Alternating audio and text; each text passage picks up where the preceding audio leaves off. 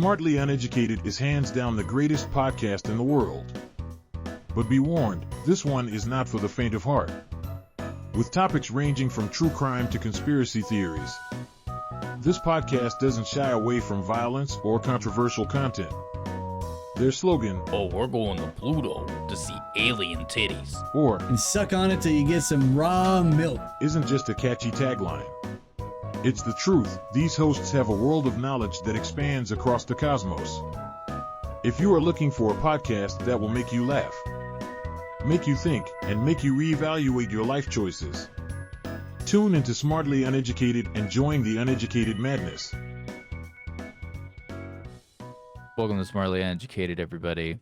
I'm Ben, and I don't want to be here today, Thank but I'm God. going to because I have to. Here's Evan. Hey, that's my bit. You can't steal my joke that I don't ever want to be here, but I love being here. Just for my loyal fans out there. What's up, my Evan heads? What's up, my team? I don't even want to listen to you E-dogs. talk right now, but I'm listening to you anyways. My E-dogs out there, my E-people. Wait a second. That's not like E-girl, E-guy, E-boy thing. That's just my E-people, Evan people. Yes. And the reason I was in character duped you. That's because today's episode's about cognitive dissonance. Yeah, do you know what dissonance is? No. It's like defined as two things that are not in harmony, right? Mm-hmm. So you like hamburgers? You like cows? Probably bad because you're eating cow. What? No. It would be no. That's a horrible way of using that as That's an a example. prime example of No. cognitive dissonance, of cognitive No, dissonance. no, no. rather. It'd be more of like, you like hamburgers? Well, you don't put a banana on your hamburger. That's not cognitive dissonance. That's just a poor taste. I know, but I wanted to at least try to throw that in there. I mean, if you put honey, peanut butter, banana, and like some jelly on there, you got yourself a stew going, baby. That's something tasty. That's a stew, dude. do That's you- like drinking Mountain Dew for the first time and watching NASCAR all at the same You time. ever been to NASCAR, buddy? And have a bucket of fried chicken. Goddamn, it's a great time. I'm straight up injecting Mountain Dew into my bloodstream, baby. Oh. Anyways, I have a little special. Wow, I You- just you like think red- fucked up this camera. I've been switching the opposite every fucking time. You think rednecks like inject Mountain Dew, like freebase it into their system? Like I gotta get Like they Mountain got Dew on. like a vitamin drip going. Yeah. Just Mountain Dew. It's like he just went through all his leukemia treatments. He's finally back home now, Willie. Georgia, go get the IV strip. We gotta get some Mountain Dew in him stat. and don't Stat. get that regular shit. Put that Code Red in there. Oh, dude. No, and for special occasions they bust out the Baja The Blast. Baja, baby. Oh, dude, they all lining up at fucking Taco Bell. I'm trying to get blasted, dude. Not gonna lie, I like Taco Bell sometimes. Me too. It slaps ass. It's I delicious. love me some ground up. Whatever meat, But yeah, mystery meat. that's exactly what I was gonna say. I know it wasn't. And that's cognitive dissonance. And I'm still okay with eating. Anyways, I do have a little bit since we're doing psychology, and or an episode that's got to do with psychology. I'm going to show you a string of images, Evan. Oh. A string of images, and each one you're gonna tell me what you see. It's a Well, Rorschach test. this is not what we planned on beforehand. I did not agree to this, but let's go for it. It's okay. You got me with weird people holding guns that one episode. So this is only fitting.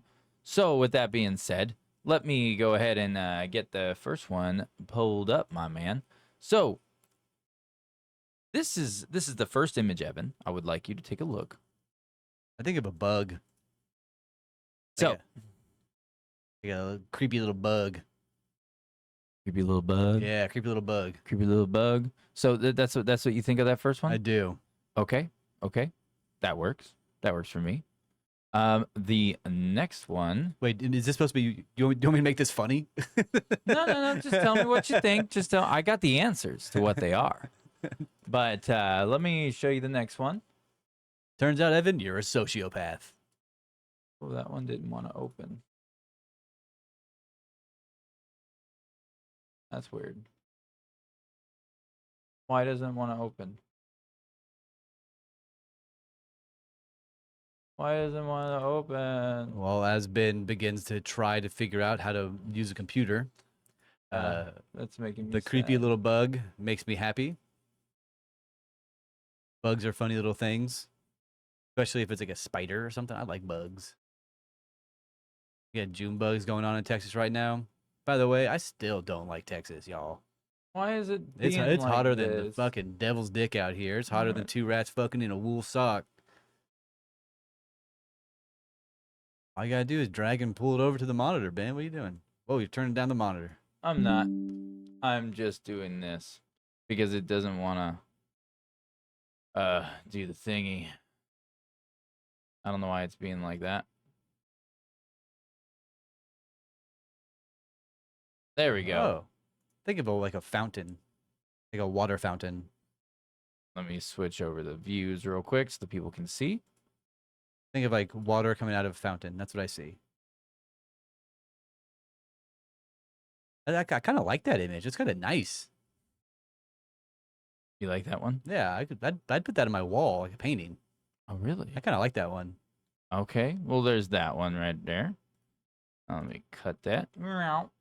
Ah, That's the one that says I'm a serial killer, isn't it? that's the one that says I'm a serial killer, isn't it? I don't know yet. We're about to find out, though. So that was that one. What are your thoughts on those first two? The first one, It was like a bug, right? creepy little bug. I liked it. The second one, liked it even more. Reminded me of like a water fountain, Mm-hmm. like spraying water.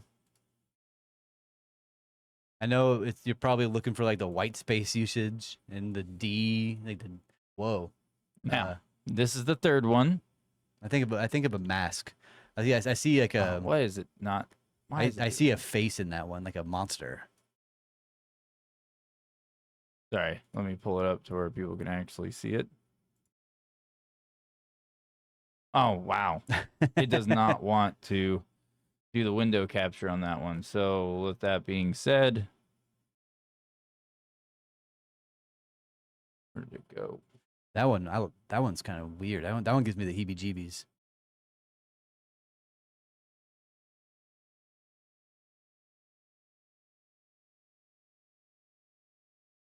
Yeah, well, this is a professional There you podcast, go. everybody. There you go.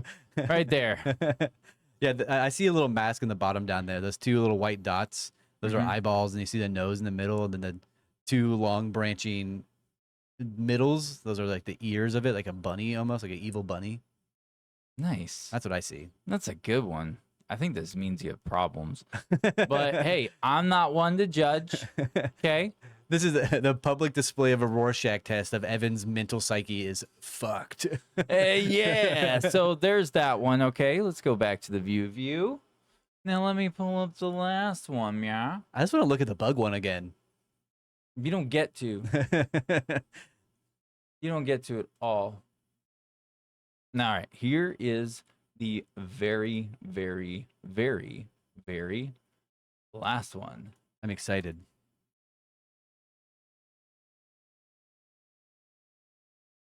And there's the last one. I don't have a feeling on this one. You got nothing on this one? No, maybe Nothing? not You really. You don't see it? I don't see anything. I see a Mhm. vagina. I was waiting for that. So, It's a vagina. all right. So allow me to educate you on These were nothing. These are. no, yeah, they were nothing. So this is what they were.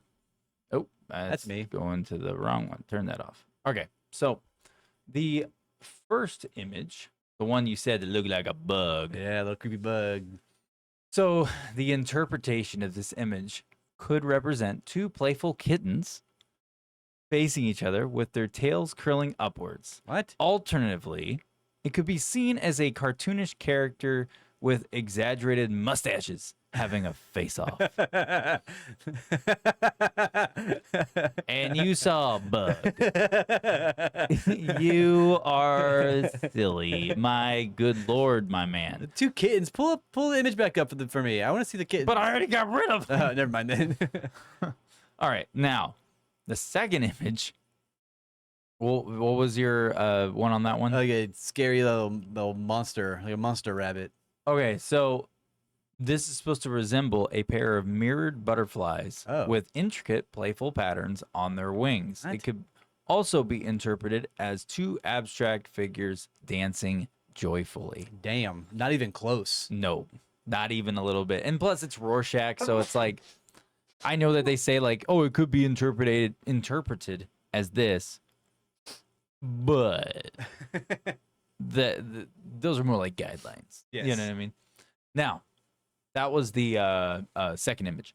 The third image, this would A represent, vagina. could represent a pair of whimsical clowns What? with big noses facing each other. Another interpretation could be two fanciful birds with elaborate plumage. Huh. I gotta say, I've never done a Rorschach test. I did not know that they're supposed to be. I knew they're supposed to be like mirrored images. I didn't know that you were supposed to focus on one of the mirrors. I was just looking at the pretty picture.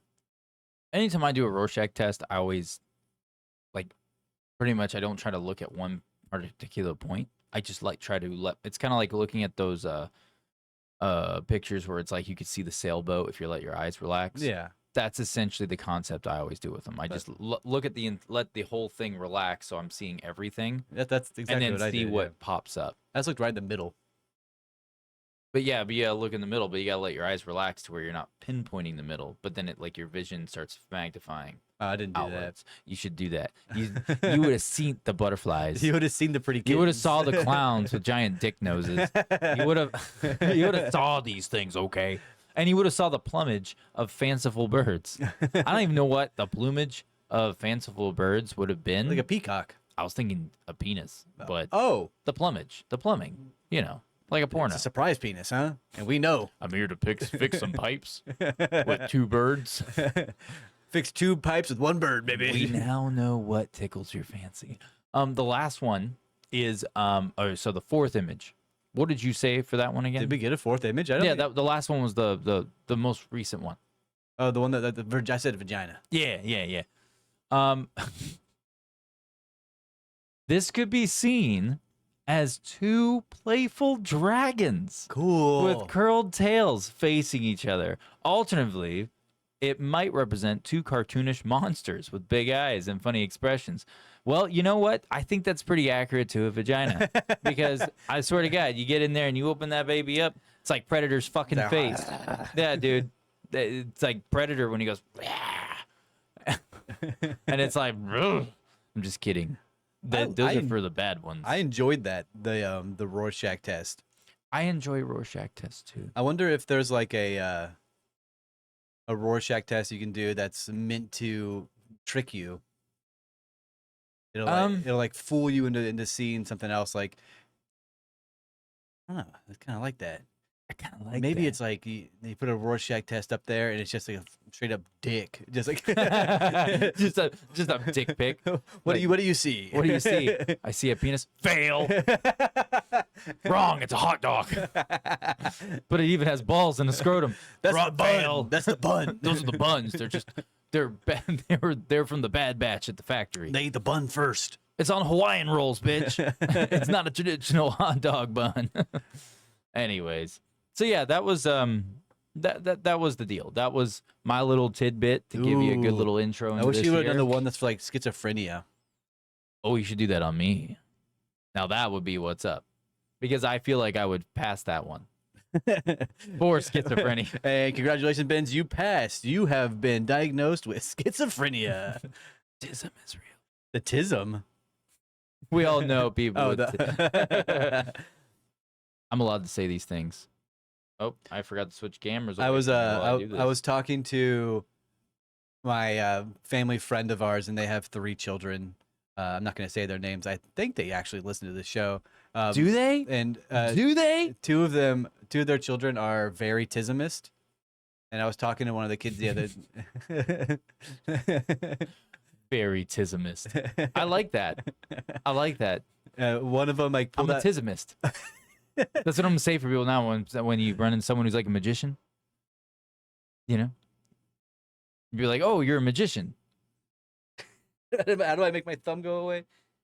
This? Like this? Yeah. Oh, he's trying to do this, everybody. Oh, wrong way. Oh, my thumb. Oh, my God. Couldn't figure that one out. But he pulled out he pulled down his laptop, and every button he clicked made a noise. So he'd like click a new window and go boop, and then he'd close it. He goes, "Burp," and he was like, "Look, bum, bum, bum, bum, bum, bum, bum, bum, Oh my God. I love it. It's satisfying." I'm like, dude, it's obnoxious. I'm over here. Anytime he pressed the button, he goes quack quack quack quack quack quack quack quack quack quack.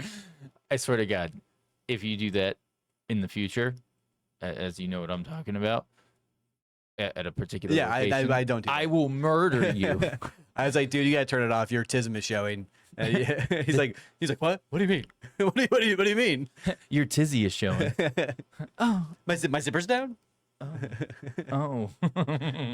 Oh, is this a crack open, baby? Ooh. Oh, you got the popper? Where's the bottle opener? I can use my teeth. I can use my teeth. You always say use your keys too. Yeah, I don't want to break my only car key. No, I was gonna say you use your D ring. I have a D ring you could have used. When I Anyway. say D ring, it's a cock ring. That's what I'm talking about. Yeah, brother, I carry mine everywhere I go. You never know when you need to put your dick in a cage, dude. You never know when you're supposed to be sticking in a cage. What kind of bullshit is this? Well, it's not not like the cans, bro. You should just drink it right out of the bottle. Oh, we cheersing, huh? Brought to you by Guinness, Thinking. thinking and sinking. Anyway, so we are brought to you today by Cognitive Dissonance and Guinness. Thank you, Guinness, for another sponsorship. We appreciate you. Get out to our people at Yep. smartlyneducated@gmail.com. Thank you, Mr. Guinness. If you have anything that you want to say to us, reach out to us. And shout out to everybody leaving us comments on TikTok and all of our medias. We see you. We respect you. We love you. And all the more reason to sponsor us, Guinness. Yeah, I'm absolutely. Irish. Oh, I have family in Ireland, apparently. Like, apparently this is like a little bitty village that we're apparently related to. Never been, but you would give me that reason to go. Because Yeah. I would totally go out there. There's one big thing on my bucket list. I'm looking at you, Guinness people. There's one big thing on my bucket list that I must do before I die. I want to be able to go to Ireland. Not for sightseeing, none of that shit that you do tourist wise. I just want to go to a local pub yeah, brother. and be able to get a Guinness fresh off the tap in its original home. Fresh off the tizzy. Fresh off the tizzy. That's all I want. And then I want to hopefully be in a little small pub where they're fucking playing tunes and jamming out, and then I can get drunk and I will join them. And I may not have an accent, but I can sing with one. That's for sure. I'll blend in. I'll be one of the people. They never have no idea. In fact, I'll let my beard grow out, because when my beard grows out, like if I let it grow out, if I go past about 1.5 inches of length, Yeah. it starts to get like fire red hairs. Really? And, the tips turn into fiery red. Do you have It's any, really weird. Do you have any Irish drinking songs that you know? Dun-dun. Dun-dun. Was that Jaws? Dun, dun, dun, dun, dun, dun, dun, dun, dun, dun, dun. Shipping off to Boston. Come on, bro. I have one that Lost my leg. I have one that my family has been passing down through generations that we all sing whenever we drink together. What? Yeah. It's called the Irishman's Shanty. Oh, Would you care to hear it? I do. Are you gonna sing? You're Spotlights. Let me get the lights. You're supposed to speed it up. So every time you sing it, you're supposed to go faster and faster and faster. Is this one of those ones where like you like improvise? No, certain it's all segments? the same. It's Oh, all the okay. same. It's the same like 3 sentences the entire time, but you're supposed to speed it up until you can't say it anymore. And then that's how you know you're drunk, is by the 3rd time you speed it up, you're like. That's where the accent comes from. They're all fucked up. You know what? That's cool. And maybe that's why like the inner part of me, like deep inside, when it came to the Irishness that I have in my blood. Maybe that's why I like Conor McGregor, even though he's being a douche and doing his stupid act and being doing his thing to, get attention and get the monies, all that stuff, which I'm not against. I mean, it's a game, right? It's a hustle. The shit that they do with the shit talking. But man, maybe it's just the fact that he's just that wild Irishman. I love that guy. Yeah. As much as he's a douche, I love him. Like, I can't help it. Like, if he was here somehow, like, I was able to Are you be talking in about his the one presence. with fucking Robert De Niro? I'm talking about Conor McGregor. Oh. I heard Well- I heard the Irishman, the movie. Oh, no. Fuck Robert De Niro and his fucking nonsense. Him in real life, I would want to punch him You know in he's the got face. pink hair, right?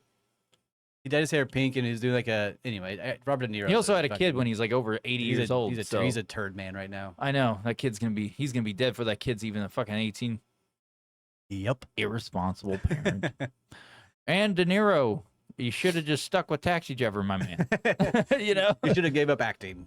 Well, he was fantastic. He's a good actor. Like, But- you can't go wrong without Robert De Niro mobster movie. Like, I mean, you can't. He The brings Irishman that. movie was bad. I haven't seen it. It was bad. I have not seen it. They tried to make him look like a 30-year-old killing people, but you can see he's like 85, barely standing up. Did they put shit all over his face? or something? Yeah. Oh. Yeah, it's not good. Oh, I have not. People seen are it. like, it's the best movie ever. I was thinking more of like Bronx Tale. And it's like 4 uh, hours long. It's so goddamn long. Damn, I was thinking like Bronx Tale. Anyway, you wanna hear my little Goodfellas, song? Stuff like that. You know what I'm talking about? Goodfellas or Heat with Heat was Pacino. good. Heat Dude, was good. Heat is the fucking shit. If you haven't seen Heat, go watch it. If you want to see a real tactical shootout of like the closest it would be to real life, if someone who was actually a tactical sharpshooter, the scene when they rob the bank and all shit goes crazy, and Val Kilmer's character is holding off the cops like a head on a swivel back and forth. Dude, everything about that scene was actually very accurate. Like, if you watch it and then you actually go and watch like actual experts who Break it down. do this shit, they're like, yeah, everything about this scene is so fucking accurate, because he wasn't like trying to go for the kill half the time. He was just trying to keep them at bay. So he was giving controlled bursts in across certain areas to make the cops dip back down. Yeah, to put him in cover. Yeah, make them stay in cover. Like, don't get me wrong, he was shooting a kill when he had an opportunity, because it's either fight or flight at that point because they're robbers. But his whole thing was not just like, he was going back from doing offensive shooting to defensive shooting, if that makes sense. Yeah, it like, does, there's yeah. a switch back and forth. Dude, everything about that movie, and then the climax of the film, the end, they were equals. One of them just got the upper hand. Well, It that's was what- luck. But It was luck. That's what I It was mean when great. I say Robert De Niro probably should have given up acting. He did amazing in these roles, and then he did The Irishman, and it was just utter shit. I don't in care my what opinion. anyone says. His best government, or not government, but his best movie was Deliverance. Meet the Fockers. Yeah. I'm just kidding. I'm just kidding. I have nipples, Greg. Can you milk me? Anyway, let's get back to it. So you were saying, Did you want to hear my little shanty? yeah, go ahead and do it so we can do cognitive So dissonance. the Irishman Because shanty. you're giving me it right now. The Irishman shanty is like a typical song that you would sing, but my family has made their own up. It's have you ever been to the Irishman shanty? The water is scarce, the whiskey is plenty. A three-legged stool, a table to match, a stick in the door instead of a lash. Have you ever been to an Irishman shanty where the water is scarce, the whiskey is plenty? A three-legged stool, a table to match, a stick in the door instead of a latch. Have you ever been to an Irishman shanty where the water is scarce, the whiskey is plenty? Yeah. Have you ever been to the Irishman shanty? The water is scarce, the whiskey is plenty. A three-legged stool, a table to match, a stick in the door instead of a latch. So you're supposed to start really slow like that and speed it up. So is the tune of it when? Okay. So I wouldn't hit the. I guarantee you're like bass boosting the mic by doing that. It's like, boom, boom, boom, boom. Yeah, get in the groove, dude. Makes me want to play that Rasputin bass boosted remix I was playing earlier. Yeah, it was fun. Anyways, no, that's cool. I like that. Yeah, we can sing it next time we go to the bar. The baby. I have to get drunk for that one, sir. Have you ever been to the Irishman? Oh, anyway. Oh, okay, so it does go up in octaves. Yeah, you're supposed to be like, yelling it. There's like supposed to be like 4 or 5 people singing it. I just. Oh, I'm yelling in an Irish accent, my man. We're gonna have to go there when there's when the older couples I was telling you about are there playing Fuck their old them, tunes. just sing our own songs. I bet you they join in, Yeah, but in their native. we get Irish my tongue. pop in there. We get my brother in there. You and me, we'll be in there just. Oh my god, it'd be great. Anyways, let's jump right in. Let's jump right into cognitive dissonance. Now you all know my song that you can sing with us. Mm-hmm. It's a good one. It's good. I like it. I like it a lot. So, oh, that's the other one. That's crispy bacon. So, what is cognitive dissonance? Just like in a nutshell, what is this thing? It's basically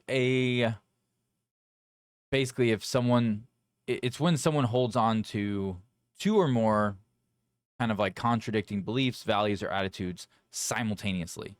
So you say you have this conviction here, but yet in the left hand you have another conviction that contradicts the other conviction, Yes. right? Or belief, whatever you want to call it. Conviction's my word for it, but you know, it all applies. Conviction works well. I have an example that I tend to use is a family member, a mother, a father, and a child, and the father or mother is constantly hiding something that they don't want to teach to their children. Mm-hmm. Say it's something like smoking cigarettes or smoking or drinking. They only do it when the family's not around, the mother or the child. Whenever the child is not around, this individual will go and do that. Yeah. Like smoking cigarettes, and they do that away from the family. Whenever the family shows up, they hide it, you know? Yeah. That's, in my opinion, cognitive dissonance. Ooh, I know someone who's got cognitive dissonance right now. I'm not going to say names because that would throw him under the bus, but he's got this girlfriend and she doesn't know that he vapes. And they've been together for like fucking, I think like 9 months or something. And I'm like, bro, why are you hiding that shit? Just, if that's what you do, it's what you do. Like, why are you hiding it? I was like, that's going to blow up in your fucking face. That's what I told him. I said, the only way to get out of this, if you're not going to say anything, is get married. Just fucking stop Wait, smoking. like, date her for a few more years. Keep it hidden. You're already committed. Keep the committed. And then if you guys end up getting married, literally after you get married, whip that bitch out and take a big old After drag. you say I do, pull it out of your suit breast pocket and fucking rip a stick, dude. Rip a stick, dude. Anyways, Blow big clouds. oh, hello, blow them big clouds. I like that. I like the emphasis on the blow part. I think that's always good for people.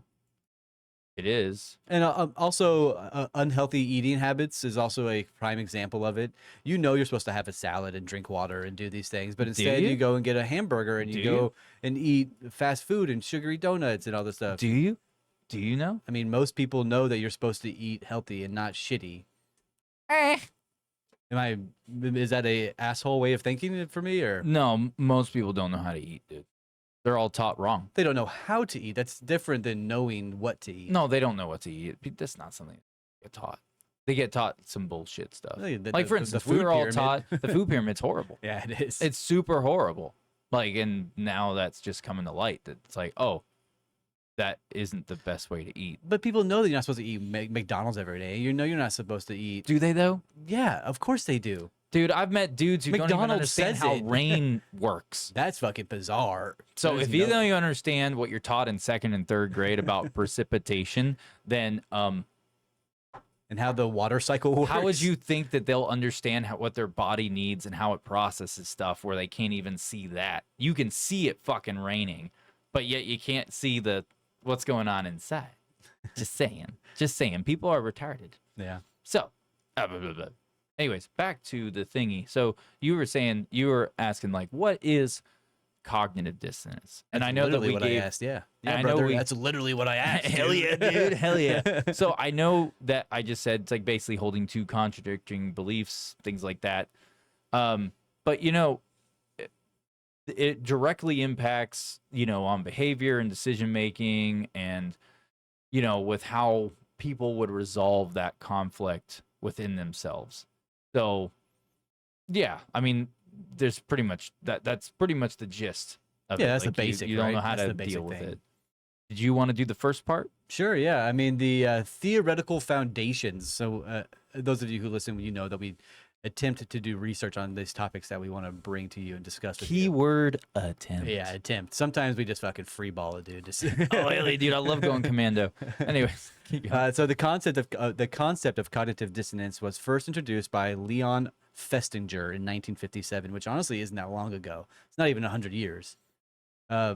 Cognitive dissonance arises when there is discrepancy between beliefs and behaviors. We already talked about that. The discomfort motivates individuals to reduce the dissonance by changing their beliefs, behaviors, or perceptions. Number one, the cognitive consistency. Humans have an inherent desire for internal consistency. I mean, that's you want to do the same thing. You want to make sure that you're doing it right. Yeah, that's like the idea. Yes. When this consistency is disrupted, cognitive dissonance occurs. For example, a smoker who knows smoking is harmful but continues to smoking experience. Oh man, I got the dissonance. Yeah, you know it's bad for No. you. No. I'm dissonant. No. I mean, your brain we've all grown up knowing that smoking's not good, right? But Did we though? Yeah, what the fuck? All the cool action stars did it. Yeah, it looks cool as fuck. I didn't believe those doctors. My favorite guy who came on fucking at 6 p.m. at night, dude. I was just like, he's smoking a cigarette. It's good. Dude, hell yeah. Yeah, dude. Anyway, sorry. I mean, continue. we all know smoking is bad for us, but you get it in your brain then wants that nicotine, but your brain's like, hey, we shouldn't do this. And Yeah. back and forth the entire time, tug and pull. I don't want this, I need it. I don't want this, I need it. I don't want this, I need it. And then you're fucking have two mixed emotions, mixed feelings. But the magnitude of dissonance, the intensity of the dissonance depends on the importance of the conflicting beliefs. So if you really fucking believe something, say, I shouldn't drive in the rain to go somewhere, and then you do it anyway. It's you find that extra dangerous. You're gonna go slow and then impede other people, right? Dude, I'm like, man, I have cognitive dissonance, I think, with everything now. at this Most people point. do. Shit. Higher importance and a greater number of conflicting beliefs results in stronger dissonance. That's fucking stupid. Of course it does. That's Yeah. no shit. Dissonance reduction strategies. Individuals employ different strategies. The change in beliefs, altering one's belief to align with behavior. So, you don't want to smoke anymore? Stop smoking? Or Boom. they go the other way with it. Fucking where they- smoking is what I want to do now. Yeah, like where they end up creating basically falsehoods in their head to align with them being able to maintain the behavior they have and what they're living, That the was- lifestyle they're doing. That was me as a young man, absolutely. From like 20 to like 23, 24. I thought going out drinking and having a good time was what I wanted to do. I thought that was like the fun time. And I was just coping with, I thought that I was just coping with alcohol addiction, truly. Like alcohol want. Mhm. Like my brain knew I shouldn't go spend $60 a night to go drink booze in a bar or $100 a night, but I'm going to do it anyway. Yeah. Like my body was saying no, but my brain was saying yes. And I just kept doing it over and over again until my body was like, yeah, this is the right thing to do. My brain's, yeah, this is the right thing to do. Mhm. Yeah, I mean, Yeah, so you did the whole you did the whole part of the dissonance reduction strategy. You would have been in that category, like what Absolutely. you're describing right now, because Yeah. that would be the change in beliefs, and then also the change in behavior. Because now you're not fighting it, you're going along with it, so you're embracing it more. yeah, Yeah. the opposite effect. Now I know that I shouldn't be doing this, and I'm not going to go do this. Oh, and then you also do that means you went through all four of those. You went through the change in beliefs, change in behavior, and then selective exposure, and then trivialization of it, which is just downplaying the significance of the dissonance that you have, pretty much at that time. I mean, Even though you weren't aware of yeah, how to label for it. that is fair. That is But fair. that's what you would have been doing. Yeah. You know. Damn, dude. Look at you with problems. I mean, everyone's got problems. I'm just not afraid to share mine anymore these Yeah, days. fair. The fact of alcohol is so prominent in our society, I just thought it was a regular part of life where you just go drink every night and every day, Oh, yeah. and it's okay. But growing a little older, I was like, man, this is actually probably fucking really bad. Well, here, let me throw one out there real quick. And so, like, you talked about alcohol. Well, what if it's a situation, and this is just, I want to hear what your thoughts or course. your processes on it. So you have, like, the alcohol side, like you were just as an example, since you talked about alcohol. Yeah, beat me up. Now let's flip it to the other one, right? This is just a Crack. different narrative. Crack. Like weed. Yeah. Right? Weed should be legal overall. It should. But obviously the government and all these things, like, for the, past in the history, they decided to be against it because, well, that's a very layered subject of why they were cutting it out. But it was really because it was actually useful, and it would have made people not want to use, not necessarily marijuana, but the hemp plant in general. Yeah, THC and all that fun stuff. No, like specifically just like the hemp plant, the plant that. Well, I know, but THC plays a role in it. Anyway. Yeah. But anyways, my point is that, like, for instance, what if you're someone of a who's aware that weed should not be illegal, right? But, like, let's say you're someone who's achy all the time, hurting all the time, and the only thing that gives you soothing is to, let's say, smoke like a small bowl at night to get a little high, to help feel better, get rid of that pain. But you're having to get it illegally because you live in a state where it's not legal, right? Would it be dissonance at that point? Yeah. Because because the truth of it is that this shouldn't be illegal and it's bullshit, but you're gonna do it because you need it. That's absolutely dissonance. That's Still would be absolutely under dissonance. this type of thing, because I wouldn't find it to be something I have like a contradicting belief with, though. But sure it is. You know it's illegal, but you need it anyway. Yeah, but well, that's the thing, though. I don't have a belief structure. What I'm trying to get is that the belief structure would be, you shouldn't do this. This is bad for you, or whatever. If I was someone in that position, I wouldn't give a fuck if it was illegal. It doesn't have to. It wouldn't bother me. So it doesn't have to be a good or You bad. know? It doesn't have to be a good or bad thing. It can be a danger versus non-danger situation, right? So you know that skydiving is dangerous, but you do it anyway. You know that driving fast down the highway when everybody else is following the speed limit is dangerous, but you do it anyway. Yeah. So I feel like yes. Okay. So yeah, it would still be technically dissonant, cognitive dissonance, but I feel like it's like there's layers to it. I feel like this would be on the lighter layer because it's not something where it's like, oh God, I really shouldn't be doing this. It's I like, beg to no, differ. I'm totally game to do it. I completely disagree because legality has a bigger effect on your life than people would expect. So say you get illegal marijuana or illegal substances, and then you get arrested for that thing. That's going to have a bigger impact on your life than, say, using the drug anyway. Very few. Yeah, it's a good point. It's a good point. I don't know. I'm also someone I wouldn't have. That doesn't bother me though. I guess that. I guess going to jail doesn't bother you? No, I'm not. Like I wouldn't. I wouldn't have been worried so much if I thought it was a necessity because of like medical condition or something. I know how to go around things to where it would never be something I would worry about. But that's because I have, I know people. I know people who know people. You know what I mean? But at the same time, like, I get what you're saying. I think overall you are correct. I think you're correct. I think you're correct. I was just. I think that line of reasoning is like a coping thing. Like, well, no, I know things can be a case by case basis, and whenever I try to think about stuff, I end up trying to put myself into the position so I can relate to it. Of you know what I course. mean? So when something to do with weed, particularly, as for that example, I have no qualms with that. I Like, it also doesn't have bother no me. qualms with it. I think marijuana is a necessary thing for a lot of individuals. It is still a substance that is mind altering in its own right. So it could be very addictive. It can do a lot of things negative to you in that regard. It's a fair point.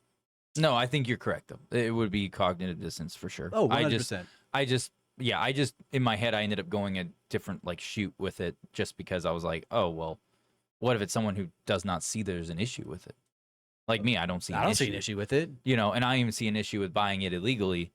If you're living in a state where the state's just run by a bunch of cunts Well, who are idiots. that's still dissonance because dissonance means two different harmonies. So you have F sharp and D flat. Yeah, no, right? I agree with you. I do agree with you. I was just saying, You have like, conservative and liberal. You have. I was fucking just saying, I da-da-da-da. would have no personal turmoil inside where I'm having contradicting. Oh, neither did being pulled neither did back and I. forth. Whenever I was a drunk, I didn't have a problem with it. It's a same concept, right? Like you don't see the issue unless it's brought to light. Yeah, but the narrative I just rolled out wasn't necessarily an issue. It wasn't necessarily something where you're struggling and you're alcoholic. This is just using it at night, 1 or 2 hits to alleviate the pain because that is what you would need. Yeah. You know, it has nothing to do with like, oh, I'm an alcoholic and I'm dependent and blah, blah, blah. It's like, no, it's either that or I go to the pharmaceutical company. Mm-hmm. Now, that would be way farther into the cognitive dissonance for me, like where the inner conflict between two things would happen. Yeah. That would come out of me heavy there. I'd be like, fuck all this. Give me the pills. like, let's go. Give me the sleeping medicine now. But I do agree with you. I agree with you. Yeah. You're spot on. You are. I mean, dissonance, it doesn't have to be substance related either. It doesn't have to be cigarettes, booze, and No, it can be weed a- and drugs. And Hell, it can, like, for instance, another good example would be a bad marriage. porn. Porn is a fantastic example.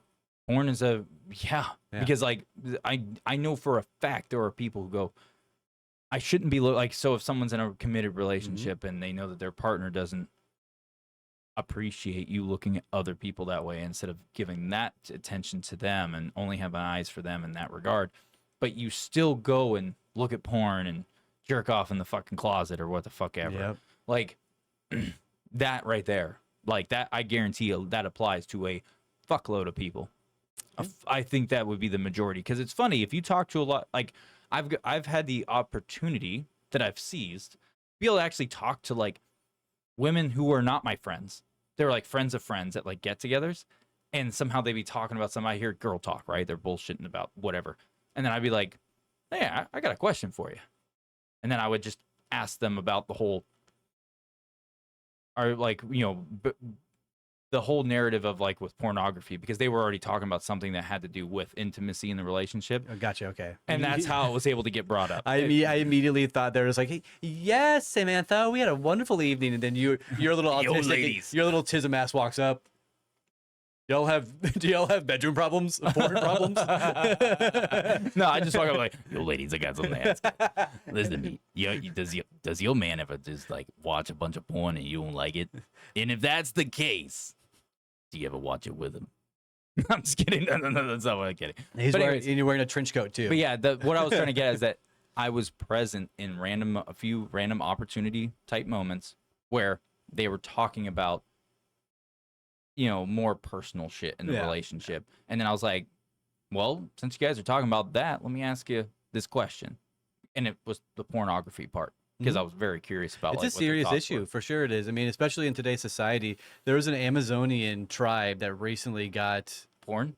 a cell phone Oh. and internet thanks to Elon Musk's Starlink. Mhm. And the tribe immediately, within like 3 hours of having the cell phones, got addicted to porno and social media. Immediately. Like all the younger people who have cell phones out there are now just watching porn like for 4 hours a day and watching social media.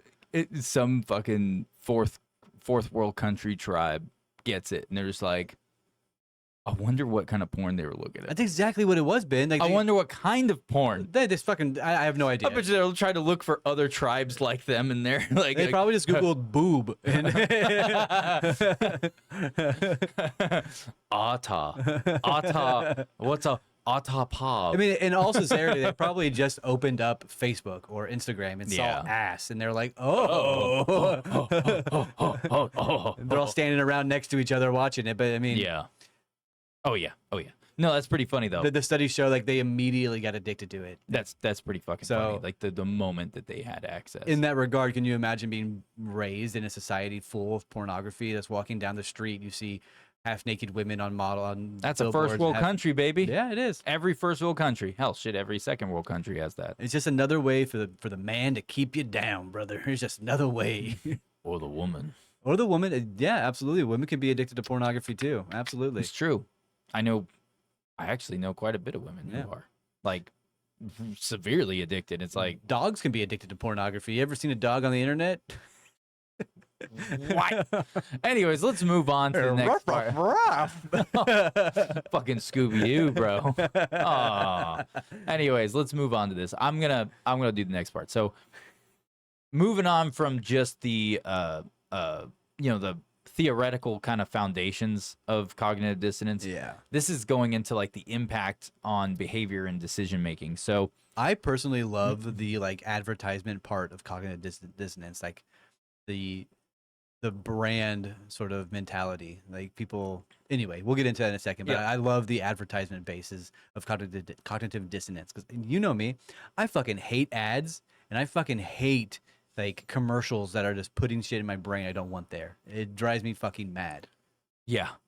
Oh yeah. And it's funny just talking about cognitive because before we just earlier, whenever I was like, oh, I have no idea what it is. I know what fucking cognitive course. is. I've always known. Well, I haven't always known.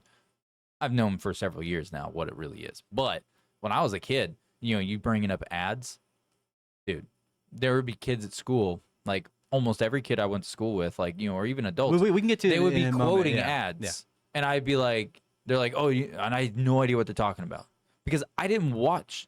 Anytime commercials came on TV, I walk the fuck away. My boy does it right now. I give two shits for ads. He'll sing little ad commercials and whatnot. Like the fuck. And I mean, I do it. I find myself doing it too. The best part of waking That's up cognitive dissonance. You know you don't drink is Folgers. Folgers in your cup. I just want to fuck my brother.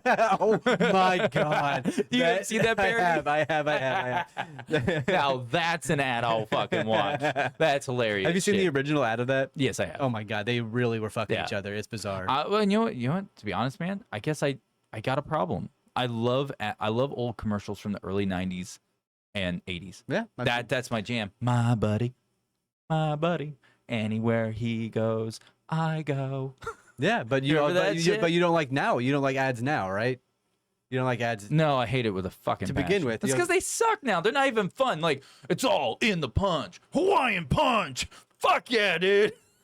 Dude, love me so much. But you don't drink Hawaiian Punch, do you? You don't drink Folgers. You don't drink these things. I do. Do you really? Dude, I love me some motherfucking Hawaiian punch. That shit's. I know every trailer park in the world loves them some fucking Kool-Aid, but I'm a Hawaiian punch guy. Mainly because I saw that dude punch color into people's lives. Yeah, he sure did. Like, vibrance. He ended racism. Dude, without a doubt. If anything, he probably increased it because everyone was, lacking of color before. But when he punched people, it's like he made certain darker colors very more prominent. So if anything, the Hawaiian punch guy is the cause of racism. We've solved it. We just got to get rid of Hawaiian punch. And you like Hawaiian Punch, I'm saying we got to get rid of it. but you now. like it. I love it. Cognitive dissonance. Racism in one hand, delicious drink. Hawaiian Punch. What's better? Just drinking the Kool-Aid.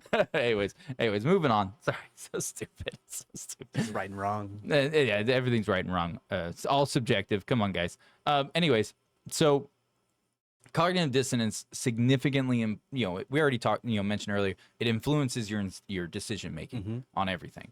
So it can lead to everything from rationalizations, self-justification, and changes in attitudes and beliefs. So, like for instance, an addict, cognitive dissonance out the ass. Oh yeah. 120%.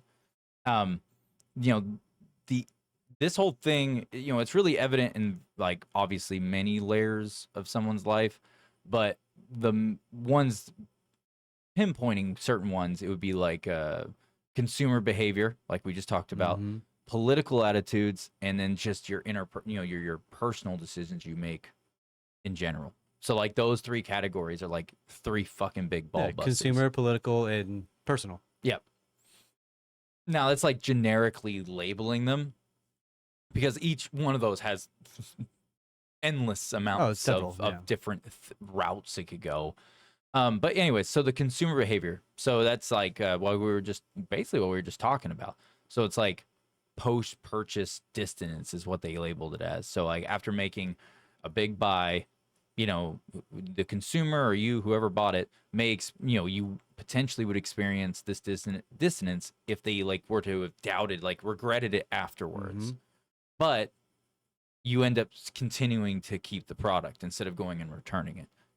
You still use it, even though you have that conflict inside you heavily. So the conflict is, I don't want to buy this expensive thing. Yep. But you get ads and like you're marketed toward positive reviews for it. So on Amazon, you go and buy something that's $60. You're like, do I really need this? But then you look at the reviews and they're like, yeah, this thing's really good. You need this. That's dissonance. Yeah. You know you don't need this thing, but the reviews tell you it's good. And then the return policies are good. So if you don't really want it, then you're going to send it back. But you never send it back. Yeah. No, I agree. I I've had that happen to me. Me too. I've done it I'm guilty numerous of it. times. Everyone's guilty of it. Yeah. I think do you have any particular one in mind, like fresh off the top of your head that you deal with yourself? For brands, like buying things. Yeah. I like to buy records, like vinyls. Mm. I don't even have a record player.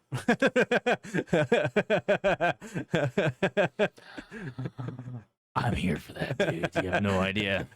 You have no I idea. have like almost 300 records. My collection's over like $10,000, and I don't even have a record player right now. You know what mine is? Hmm. This podcast. Yeah. I don't make any money off this. Yeah. We don't make a cent. And I've invested into it on and off, to the point where when I do a tally mark, like I just did like a head count on financial, how much I've invested into the setup in this studio and building it.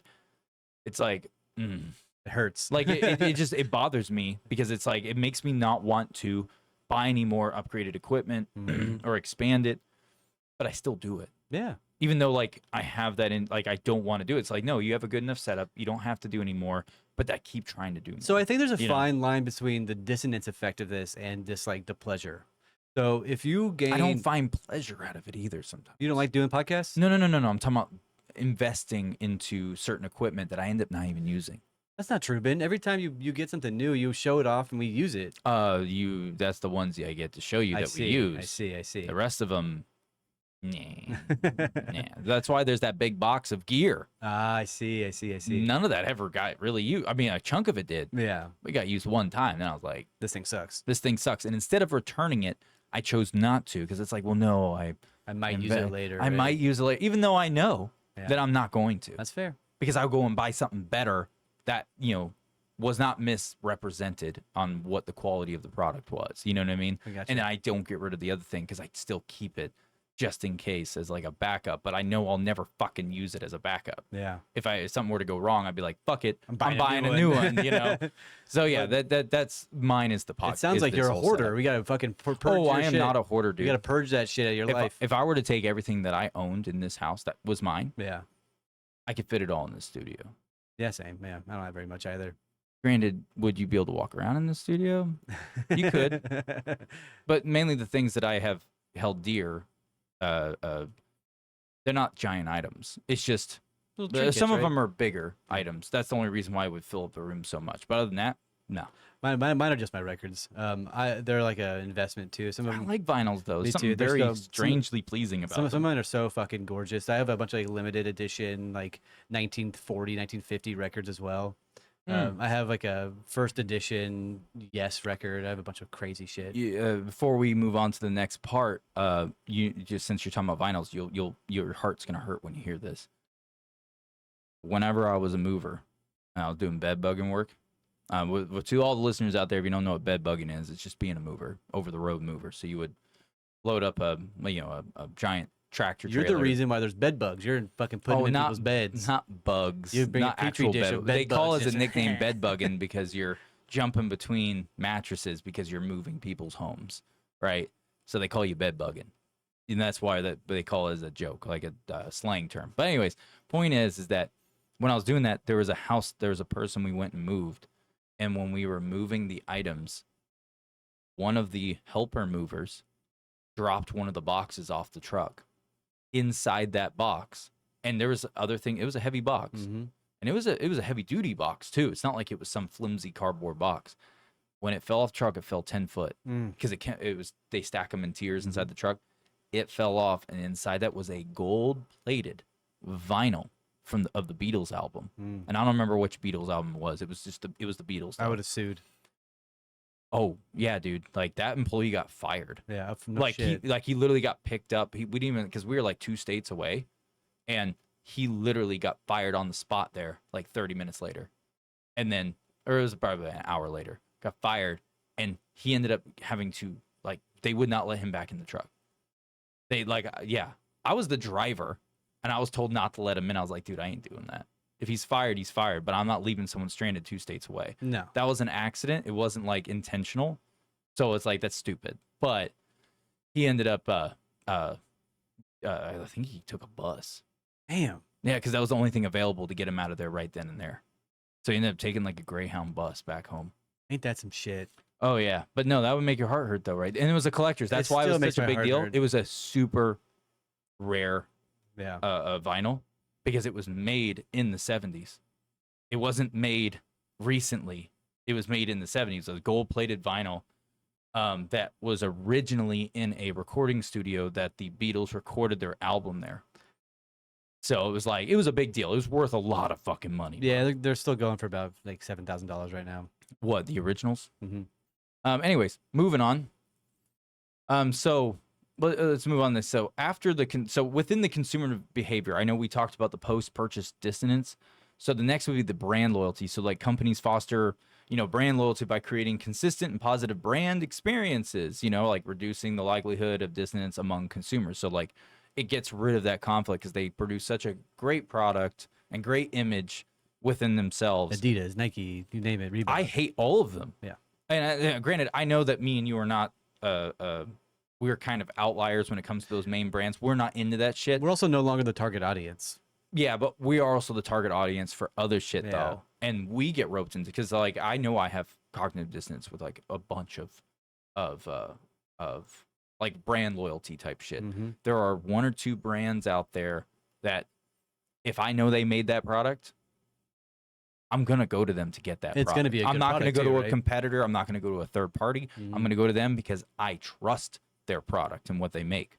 So I'm gonna keep going to it so I don't get that that conflict inside. God damn it! Talking about this out loud, because I haven't talked about this kind of shit out loud in a few years. Talking about this out loud makes me. I'm cutting off the walls, bro. It sucks, right? It drove me a little nuts the past couple days looking this stuff up, because it's like I don't have a problem. I don't have dissonance. I know that I buy New Balances and Adidas. Like I don't give a fuck. But why do I buy it over the other one? Like Yo, there's a reverse side of that cognitive dissonance. I'm sure there is. So for instance, so we're talking about the conflict of purchasing something and you go ahead and buy it, but Uno reverse it, just flip the role. So instead of having cognitive dissonance about purchasing something, have cognitive dissonance about not purchasing something. That's a real thing. Like regret of not buying something. Yeah, me. I have that right now. In this moment, I have that. It's been on my mind for like 6 fucking months. What didn't you buy? So I have guns. I Yeah. have my own. I have a conceal. Anyway. Protect yourself, and then I have a gun for the home, for protecting for intruders, things like that. My regret right now is that I know I need to go and get a different home defense gun. But I keep stopping myself. Like I've gone to the store. I've literally pulled into the fucking parking lot and then turned around and left. I didn't even get out of the truck. Good. Let me help you buy that. And I've chosen not to do that. And that's only because like it's the guilt of spending the money. No, fuck that, dude. Don't buy it Like- at MSRP. Oh, I'm not. I'm not saying where I was going because Yeah. I don't want to tell people where I go to my spots. It's a hole in the wall place. I got a guy. It's a hole in the wall place where they only make like 5% profit, or not even 5% Anyway. profit. Anyways, point is that you Uno reverse the role. So now it's like the whole, you're having the cognitive dissonance of the conflict now isn't leaned to to the other side of the narrative. It's this side where you're not going through with something when you know you should. Mm-hmm. So that's well, I mean, it's overall the same at the heart, same narrative, same concept, but it's pinpointing what the reasoning is, flipping the reasoning. Does that make sense? I mean, yeah. I think it's because we were mainly talking about purchasing something and regretting it. yeah. We're not talking about not purchasing something and regretting not getting it because you need it. I mean, you should do it. I have had that with vehicles. Like I've been looking. That's a big one. I've been looking for a truck for the past like 3 years or whatever, and every time I come across a good deal, I'm like, okay, I like this. I should buy this. Yeah. And then I don't. I'm not sure why. Let's talk after the podcast about that. I got something. It might be help you. it might be the fear of having to deal with another car payment. It might be the fear of having to just get rid of the car that I've known forever and taken care of. Who knows what it really comes down to? But yeah, Probably a hodgepodge Yeah. of all of it, So anyways, moving on to the next one. So moving away from the consumer behavior part, let's talk about the political attitude. So on the political attitude Pass. part, confirmation bias is the first one in that category. Fucking hate So like confirmation voter, bias. like so for instance, you would someone you as a voter would often seek information that confirms political beliefs and avoid opposing viewpoints. So that type of selectiveness would help reduce dissonance and reinforce like existing attitudes. But the problem is that how it like switches back into this full-blown dissonance is that you can't get that in politics. You can't get a person who's actually going to do exactly what your beliefs are, what your beliefs 100% line with. You end up just choosing the lesser of two evils most of the time, but then you justify it in your head. That's what most people do. Like people who are on the Trump, like let's use Trump and Biden as an example. I know damn well there's a lot of people I'm friends with who are Trump supporters. I know damn well they don't believe in half of what that guy says. Well, I'm making the point. This is about the cognitive dissonance part. But what is an example of confirmation bias in the cognitive dissonance realm? It's basically you seeking out information from, it's basically saying that you as the voter would go seek information that would confirm your political belief and avoid opposing viewpoints. So the bias in there, that's the confirmation bias, because you're choosing to, instead of listening to what someone says about policies where it matters, right? You're now looking for just a viewpoint. So it could be something on an emotional level that has no relevance to let's get rid of the political world. aspect of it. Well, no, this is a big part of it. I know. But so the example of a confirmation bias is you would have a list of questions, and it would say, "Is this the?" It would say, "Here's the number 3," and the question would be, "Is this an odd number?" The answer is yes.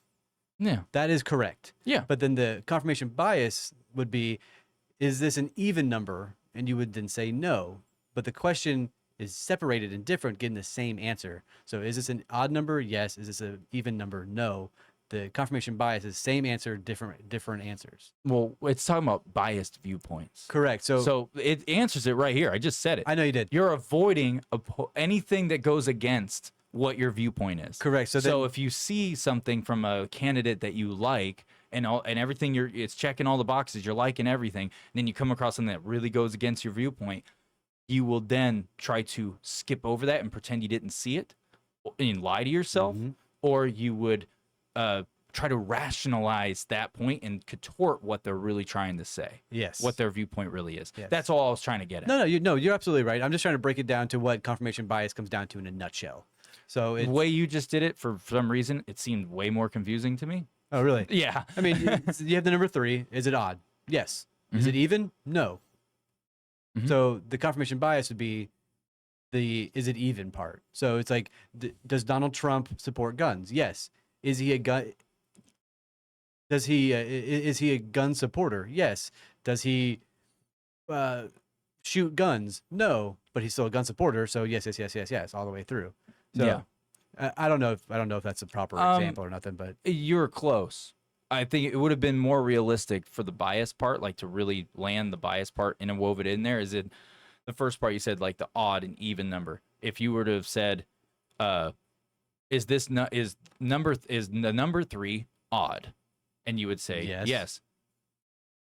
Someone would see that, and at first they would avoid it, because of how it would go rationalized. Well, you would avoid it at first. I looked up an example. Well, I'm saying you would end up. I'm talking about on the psychological point. It's a positive test and negative test is what it comes down to, but right? You would end up coming back to it very shortly after, and then when you come back to it, you would try to you would still answer the question, the right question, but you would want to extend your answer as to why it shouldn't apply into the odd and even. I don't because think I'm talking about the dissonance part. I'm not talking about the stupid example. I'm just making the point. The confirmation bias. I know, but cognitive dissonance plays into much larger realms in psychology and the human brain. I'm just making the point of what the human brain will do when you get to it, because this is realistic cognitive dissonance. I'm not talking about just a rough example where we're leaving out a lot of information on the layers of why you're going to write that or write yes or write no and then still keep moving forward. I'm just bringing in the human aspect of the actual human brain on what an average person would do. Gotcha. They would answer it correctly, but then immediately make it incorrect, because they would then fill in more to the answer that's not supposed to be there. I see. It's for rationalization, for coping, and pretty much having the bias about the situation, so that way you can still support someone even though you actually don't even align with all their views, but then claim you do. But I Hence still, why you see Biden and Trump. You'll have everyone being 100% Trump, 100% Biden. But realistically, the reality is that they all, majority of them, all have these contradicting and conflicting beliefs inside, but they're choosing a lesser of two evils. But they don't want to vocalize and establish to the public domain that they have problems voting for Biden.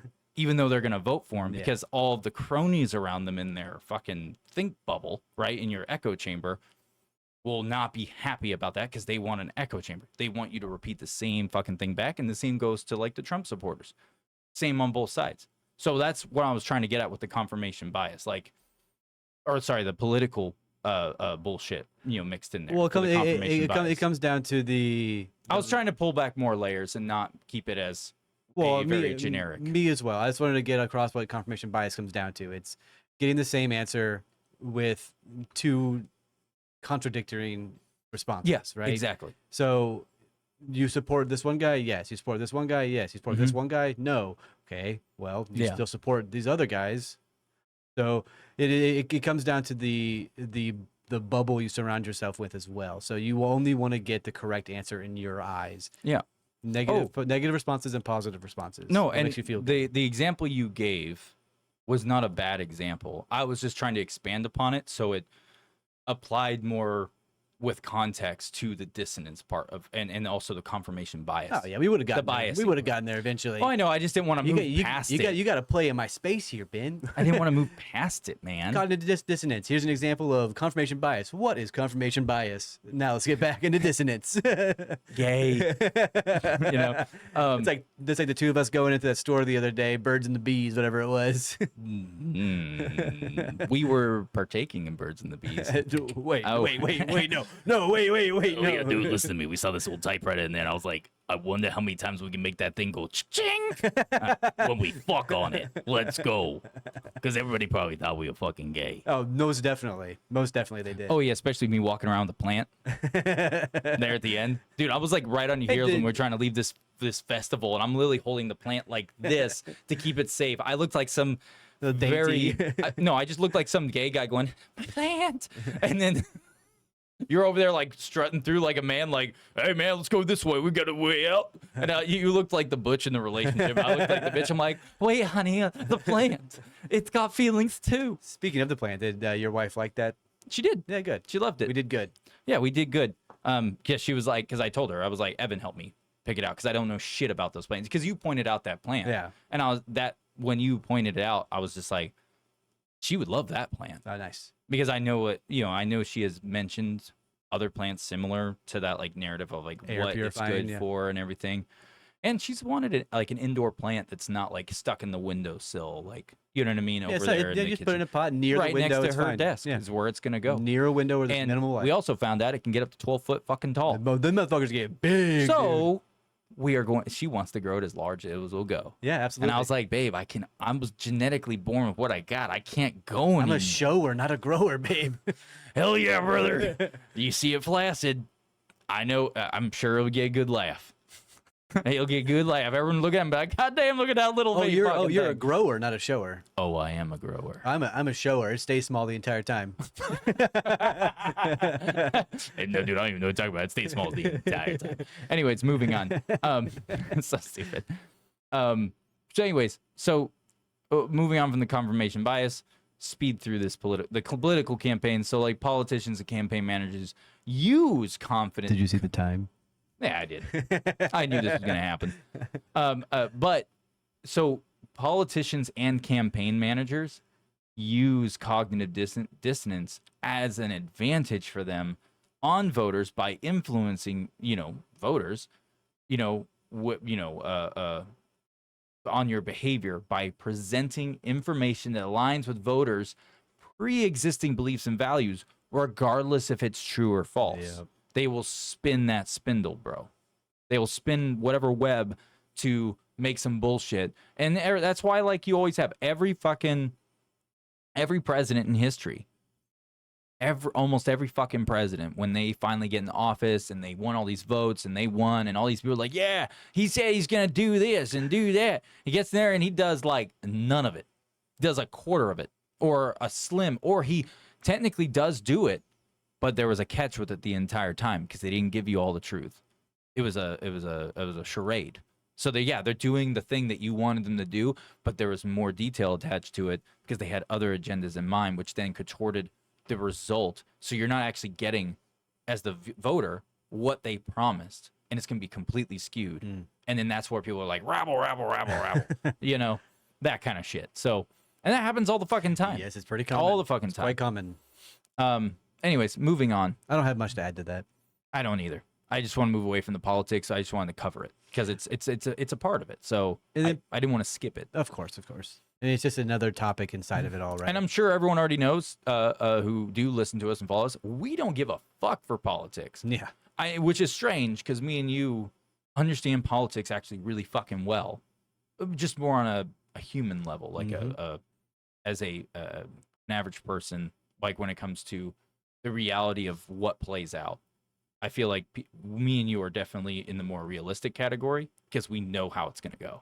Like, because it repeats itself over and over again. But the thing is that we don't like talking about politics. It's a circle conversation that never goes anywhere, and it's fucking boring to hear other people's opinions on it. And it ends up being an echo sound chamber, and it's not fucking fun for anybody. Oh, yeah. No, and that's why, like, when Kanye announced he was trying to run for president and That shit was awesome. Dude, I was blasting that shit all over social media. I was like, Kanye 2024, Kanye 2020. Dude, I was blasting everywhere. I want Kanye as a president. Fuck that guy. But it was hilarious to be a troll because you would be surprised how many people wanted him to be. Oh, absolutely. It blew my mind. I'm like, oh, all the retards that think he's actually a genius, which blows my mind that people think he's actually a genius. I mean, he's not. His music sucks dick. He makes childlike beats that you would make on a whatever phonic toy or whatever the fuck that's called. And yeah, dude. And then the fact that he took one of his biggest songs that he ever made that was huge hit, he took from a real artist known as Daft Punk, Harder, Better, Faster, Stronger, and took it and basically just played their song and did some shitty ass fucking crap lyrics over the top. And I was like, oh, it's so good. I'm like, okay, once you get that dick out of the back of your throat, come talk to me. Like, because this is trash. Like, you guys have trash. And then on top of that, people tried to say he was a better artist than Freddie fucking Mercury. Wow, that's bold. I'm like, how dare you? Leave that gay dead man alone. He is a god in the musical vocal. Dude, his vocal. Anyways, I'm gonna move on. Moving on. Do you want to do this? Let me do this last part. So personal relationships. This is the more important one I find to be more relevant. Just because of everyone has personal relationships, man. You got a girlfriend, a boyfriend, or wife, husband, mother, father, family, sister. Friends. It doesn't matter. It applies to everybody. We all deal with it. So like the first one in there is conflict resolution. So it talks about how cognitive dissonance in relationships can basically arise from conflicting values or behaviors between partners.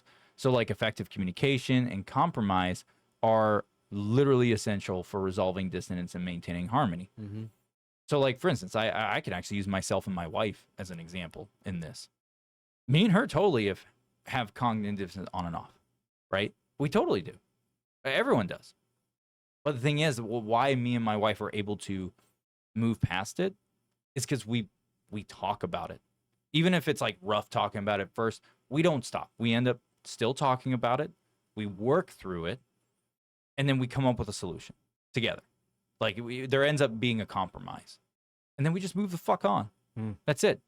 But getting to the effective communication part, sometimes it can happen quick, or maybe sometimes the feelings are very fresh, right? Or like it's a very like a complicated subject or something, you know what I mean, issue.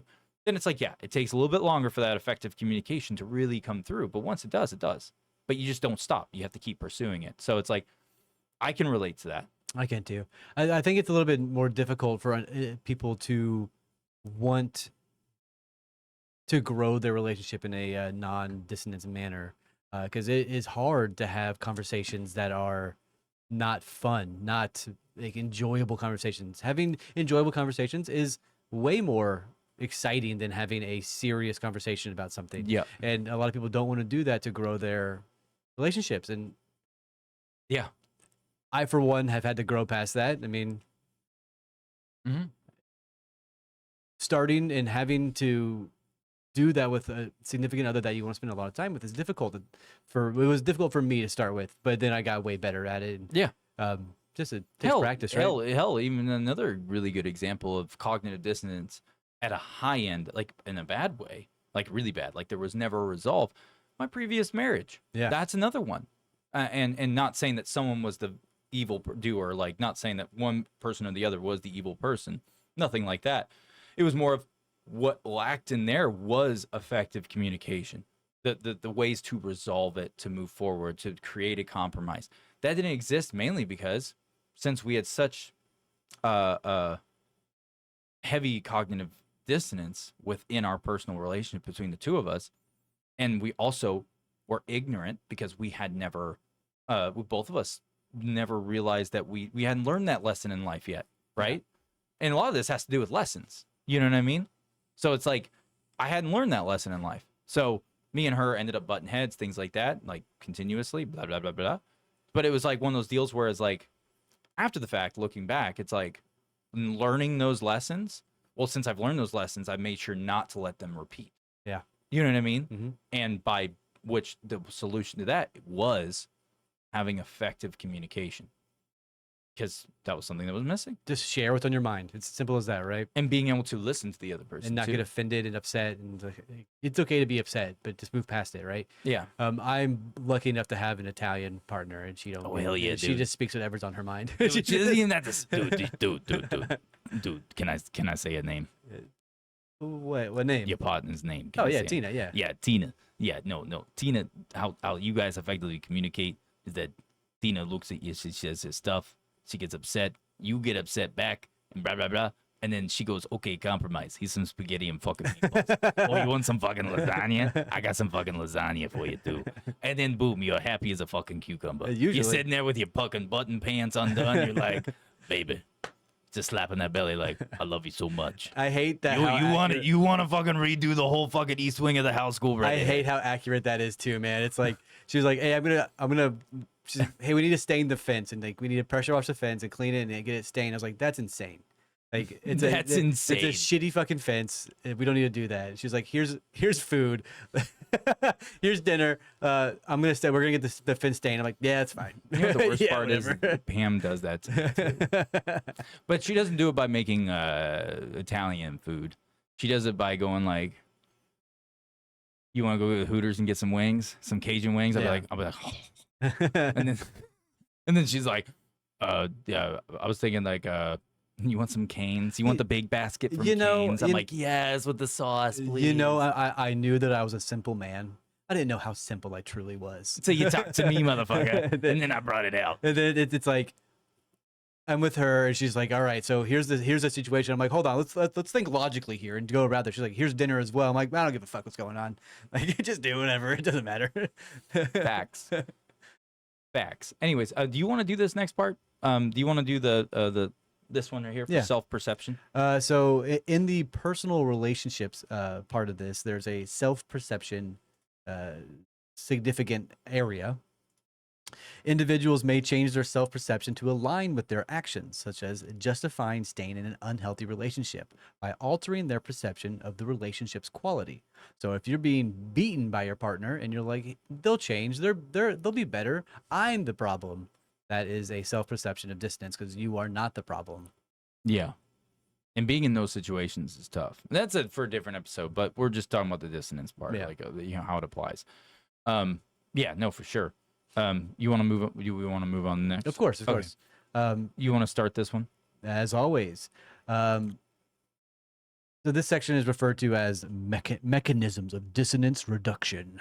Oh, There are, you can scroll down a little bit, would you? Yep. So there are 4 defining factors with distinct psychological processes. So you have rationalization and justification, attitude change, behavioral change, denial, and minimization. So with the first one, rationalization and justification, it involves creating logical explanations for behaviors that contradict one's belief. Example, a person who fails to quit smoking might rationalize by downplaying the health risks and highlighting the stress relieving of smoking. Yep. So, Yep. Well, I know we keep harping back to smoking. It's just It's just a good It's example. just such an easy example, right? Mm-hmm. You have a problem. You're like, it's all right. I'm not getting hurt by it. Yeah, I've done it. I've Yeah. done it. Mhm. Back when I used to actually smoke cigarettes, they're 12, 13 years ago. Mm. When I smoked a pack a day, I would go out and do like 8 and 10 mile runs. Yeah, brother. And I'd be running with guys that, like friends of mine who didn't smoke cigarettes, and I'd be outrunning them. Like I'd be ahead of them by like 2 miles and shit. Mhm. And I would get done and I'd smoke a cigarette the moment I get done running, which is super That's fucking way bad for you. Feels great though. I did the same thing. But it'd be super bad, and it'd be one of those things where I would tell myself, I'm like, whatever, like genetics, like I have good genetics, like this is like nothing, blah blah. Like I would make up any bullshit inside my head to keep smoking a cigarette. Yeah, I just ran 10 miles. A cigarette's not going to do anything to me. Yeah, whatever. I just cleaned my lungs. You Yeah. just ran. You just did all this like cardiovascular work, and you just used the shit out of your lungs and cleaned them up. Like you're good. Yeah. Like no, total bullshit, full fucking lies that I would tell myself. And I know I relate to that one. I get it. Hell, I still do it to this day with other shit. Yeah, me too. And then like don't worry, I've minimized it a fuckload. That's why a lot of people can't stand to be around me because I call them on the shit because I hold myself to the same accountability level, So like I'll end up calling someone who I'm friends with. I don't do it to a random person. I'll just do it to You see a stranger walking down the street smoking a cigarette. They're like, "This is good for me. This is good for me." You're lying to your fucking self, buddy. You're lying to your fucking self the whole fucking It's like smoking and walking at the same time, huh? I like that though. Anyways, you go. Attitude change. When behavior cannot be easily changed, individuals may alter their attitude to reduce the dissonance. This is common in scenarios where changing behavior is difficult or costly. The next one is behavioral change. Attitudes are deeply ingrained. Individuals may opt to change their behavior to align with their beliefs. This is often seen in lifestyle changes promoted by health concerns. I have this one bad. This one hits me right in the fucking chest. I did not grow up as a wealthy man. I don't consider myself wealthy still. So whenever I consider purchasing things or doing things in regards to money, I always try to minimalize things as best as I can. And Yeah. whenever I'm like, "Hey, I'm broke right now," that's not what I should be saying. I should be like, "Hey, my finances are not in order." Yeah. I shouldn't be downplaying myself in that regard. That is my biggest behavioral dissonance. Yeah. Is that I'm always saying that I'm broke, I'm poor, I'm broke, I'm poor, broke, and I'm I'm broke, I'm poor. Yeah, I'm truly not, right? Like I have food all the time. I have a house over my head. Like I have everything I can need, right? Yeah. But But you're also thinking long term. I'm thinking like 30 years from now. Like, Yeah, no shit. So I need to. I've been making a behavioral attempt to change my mindset at an everyday basis. Well, I don't think I know that in one hand you could say that's cognitive dissonance, right? You just said that you are actually not broke and all these things. Like, you know what I mean? Yeah. Right now. But at the same time, if you are looking ahead 30 years and you have nothing set up for you in the future for you to fall back on, like a retirement, things like that, well, then you're not wrong. Exactly. Because it's like, okay, well, I'm doing fine right now. Like, I'm able to pay my bills, have a little bit of spending money for this or that, like, having fun, whatever. But there's nothing getting put towards some form of retirement where you don't have to work until you're dead. You know what I mean? Which no one should have to work till they're dead.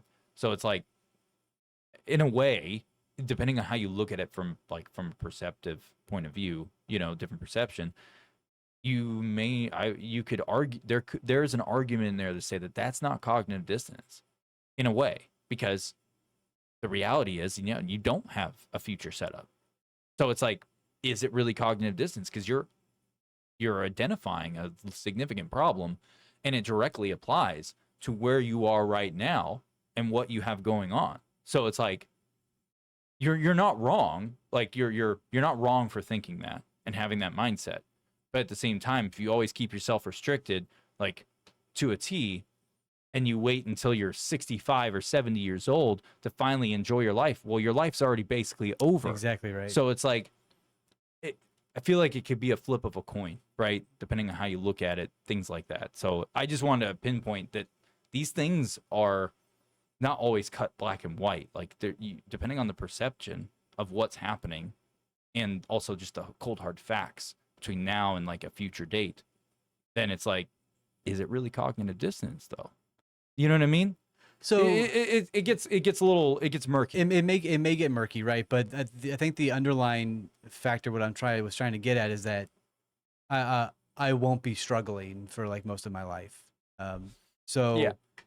at the moment in time, I may not have the $100,000 I want in my bank account. I might not have the so on and so forth I have in my bank account, but I'll be fine for a while, right? Yeah. So my financials, I'm not broke. Like, I'm not financially set up to how I would like in my vision of myself, Mhm. but that is not the correct way of viewing my standpoint. It's just I'm like, hey, I can go buy a truck, but I'm broke. Like, I'll be like, I'm broke. Like, I can't afford that truck. Yeah. Like, I could afford the truck. It's not going to be like fucking, it's not going to kill me or break my bank either. But Yeah. I just see, like, in 20 years, will I still have that $13,000, $20,000 that I just spent? Well, who knows? It's Yeah. just, I'm seeing the little tiny tidbits instead of the bigger picture. And that is like a flaw of mine, I see. No, I mean, yeah, tomato, Yeah. but I see where you're coming from. Yeah. Yeah. What was the next one?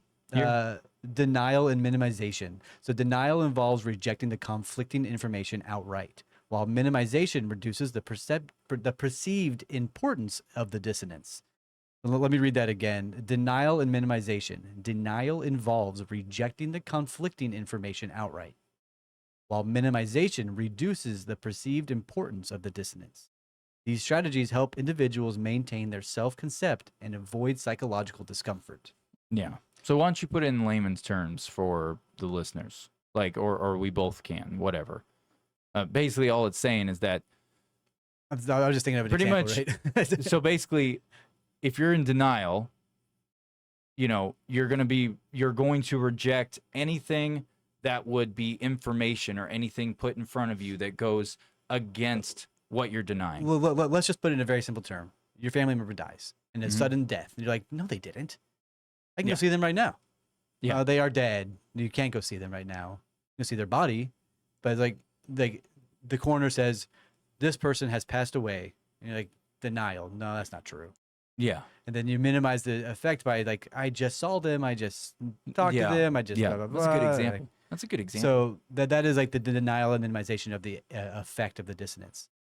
So granted, it's a true outcome. Yeah, and then by doing the whole, like, no, I just saw them, like, that's a way for you to avoid the psychological discomfort Yeah. that would come with finding out that someone that you care about passed away. Mhm. No, it makes sense. And your example was a good example. That was a good example. Hey, thank you. Yeah, I like that example. That was better. That was good. Anyways, so let's move on so we can get through this subject and be done. We're not gonna sit here on these sub ones as much anymore. But basically, like, real world applications. So cognitive dissonance theory has profound implications across, various domains, influencing how individuals and organizations approach behavioral change, communication, and decision making. So the first one is marketing and advertising. Within that, you have like the persuasive messaging, Subliminal messages. yeah, customer retention. The persuasive messaging would be like advertisers are crafting messages that reduce any kind of conflicting situation. So like the cognitive dissonance side of things. Yeah, no negative effects. Yeah. Nike's only good. Nike makes good clothes whenever all Yep. their stuff is made in factories. And then, of that course, kind I know we touched on this. So the next is like consumer retention. So like loyalty programs, all these things that make it okay, like to reinforce how what you're doing is the right Yeah. decision. It's good. There's no reason to have conflict about it. pills blah, are blah, good. blah. Pills are good. Pills are Yeah, good. pharma Pills are does good. does it more than anybody. The next would be healthcare and public health. So like behavior change campaigns. So like public health campaigns use cognitive dissonance to promote healthy behaviors by highlighting the dissonance between unhealthy behaviors and health goals. Like smoking cessation programs. So programs emphasize the health risks of smoking and the benefits of quitting to create dissonance in smokers, motivating behavioral change. Next would be like education. So like learning and cognitive dissonance is the first kind of little subcategory in this. So educators use cognitive dissonance to challenge students' preconceptions, encouraging critical thinking and deeper understanding of new concepts. So can we talk about the healthcare and public health real quick? Yeah, make it brief. Yeah, so they have all the Marlboro ads and nicotine ads, like come smoke cigarettes, yada, yada, yada. Cigarettes may cause cancer. And then you have the truth.com people who used to do like cigarette ads and whatnot. Now they do vaping ads. It's like you have the good cigarettes and then the bad cigarettes. That's two conflicting interests, cognitive dissonance. Yeah, 100%. And then Camera. The last one. Sorry, you were talking the whole time. Anyways, the last one inside the education side would be encouraging growth mindset. So, creating some form of distance between students' fixed mindset beliefs and their experiences of learning and improvement fosters a growth mindset. So, I know there's an education category. I think that what's happening right now in the education system is not to create a positive for critical thinking. It's more of to make you a fucking sheep. That's what the public education system has become on a whole. And so if anything, it's creating cognitive dissonance in the home than it is in the school. And that's what they're aiming for now, especially all the narratives. And I'm going to say it, I don't give a fuck if anyone agrees with that. There's people I know that are like, pro public school, pro all this shit. And I'm like, if you have your child in a school where you know the educators and it's a smaller town and they don't play into the bigger games that a lot of schools do in the major cities, things like that, power to you. But if you're in a major city school district, you're lying to your fucking self. You don't even have to do research, man. You literally just go up to the school and watch. Observe. Like literally go up there as a visitor one day. Go in there, check in, be a visitor, sit in that fucking classroom. Watch how they sit with your kid at lunch too. Hell, you could just go sit with your fucking kid at lunch in a crowded lunchroom with a bunch of other kids. Watch how they get the pigs to the trough. Watch the whole fucking thing. That was one of the things I noticed when I went and ate lunch with my oldest daughter at her middle school. Oh yeah. The fact that it was present and apparent in a lunchroom, it's not even in a classroom of education. It's at a fucking lunchroom. That was fucking alarming to me. And I have voiced my opinions to the principal. I did. I didn't give a fuck. Mainly because I don't care for... I'm not going to keep my mouth quiet when it comes to my kid. And also what I'm seeing there is like, what the fuck are y'all doing in here? Like, I had to filter certain things just because... It's not like I had grounds, to come in like, here, look at all this stuff that I reported you guys doing. But I made sure to voice it because it's fucking concerning. Yeah, I, for one, think public schools are a sham. Oh. They're just yeah. fucking useless. Oh, yeah. The last one in there is just politics and social change. So advocacy for and activism. Activists use cognitive dissonance to highlight the gap between societal values and behaviors, motivating social and political change. Next one would be like policy communication. So policymakers craft messages that reduce dissonance between public beliefs and policy decisions to garner support and compliance. So basically what they're telling you right now, what that really is saying is that policymakers will craft a unique message that would display it in a way to where if you knew the cold hard facts of what the real message is, what they're really trying to do, you would have huge opposing, you would oppose it. But they craft these messages to make it seem as if that's not what's happening, but without saying it's not happening. Yeah. So they craft it to where they can get away with lying to you. So in pretty much any bill that they pass in Congress, they're going to have a bunch of negative effects, and then they're going to have one good effect or two good effects, and they'll highlight those good effects and tell the public, we're going to lower taxes. But the other two are raise taxes for people, stop paying for Medicare for elderly, but we're going to lower taxes for the middle class, right? So yeah. So let's power through this last part because we're already almost done. So we're getting into the case studies, and all we have left is case studies. Look, I brought that one up already. Yeah, so there's the smoking and health campaigns. We already talked about that. You brought up the whole truth anti-smoking campaign. The next would be like brand loyalty and customer satisfaction. So like I know we used examples of that, but this one, the other one that I had in here was for like Apple's marketing strategy to to emphasize seamless user experiences and product integration. All that crap. Reducing dissonance for forking out your whole mortgage payment just to get a phone. Yeah. All that bullshit. Political campaigns, voter behavior, and then the last one was environmental advocacy. So that one we didn't really use as an example. But that one is a big one too. It really because is. it's like reduce, reuse, recycle. Campaign creates that whole thing creates dissonance between individuals' environmental values and their wasteful behaviors, promoting sustainable practices. The thing is that what the biggest joke of that is, and you know it and I know it, because we worked for a trash company that had its own recycling center that we would haul to, all this stuff. And what they don't fucking tell you is that the majority of the shit you recycle doesn't get recycled. It's not recyclable. Goes right to the fucking dump. And I don't give a fuck. I don't work there anymore. I'll say where the fuck I want. Like, I didn't sign no fucking NDA. Yeah, so just so you people are aware, when they say they're recycling your shit and you put your stuff out there in the can, most of the time, it's not going there. Yeah, most glass bottles can't be recycled. Yeah, it may say recyclable on the thing, and it may say a whatever grade, and they say they accept that grade. But when you put that in your recycle bin and it shows up over at like whatever recycling facility that is in your area, they actually don't take it because that recycling facility only takes the lowest of low grade, but they still have to mark it due to the state laws and policies and a litany of other things that they have to mark up.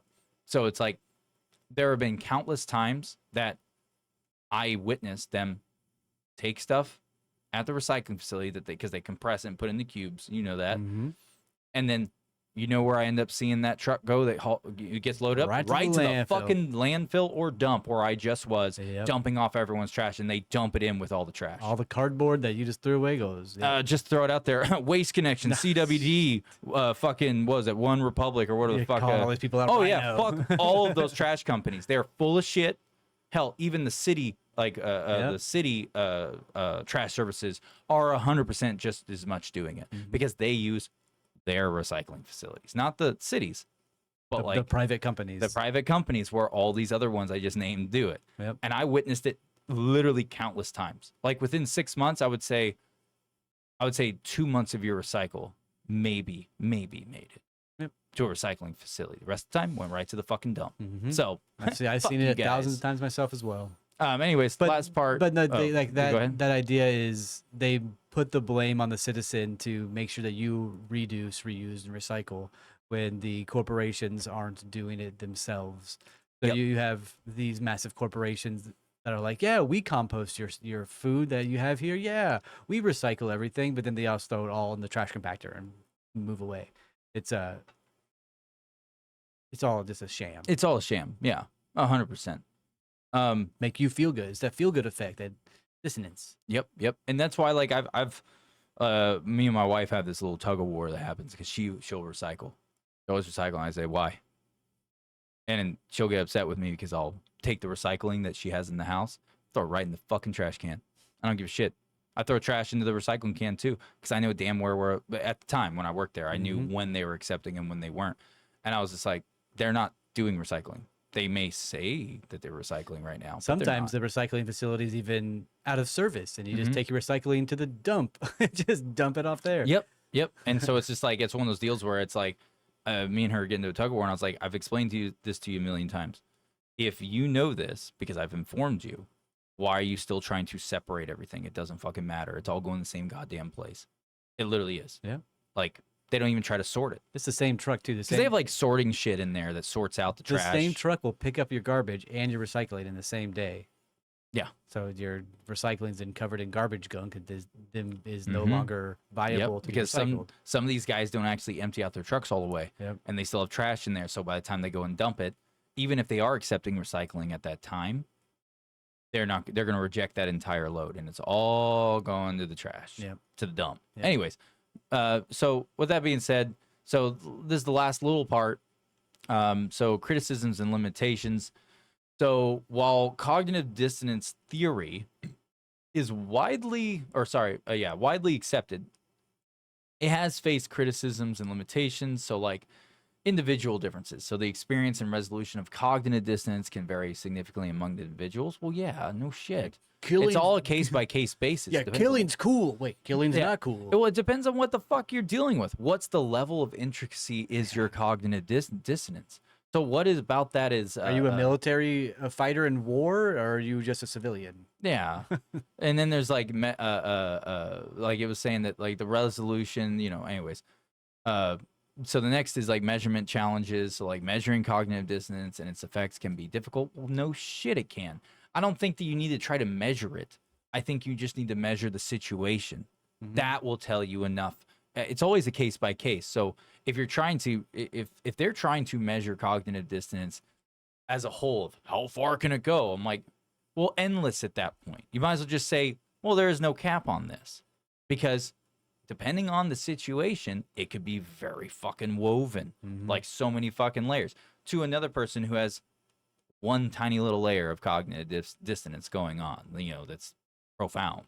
Like, I think the whole criticism, how it's faced criticisms and limitations, I think that shouldn't even be applying to something like this, because one, it's psychology. Psychology is a pseudoscience. It's just the one pseudoscience that proved to be pretty fruitful in real application on the human brain and how with everything we do in the world, in our lives.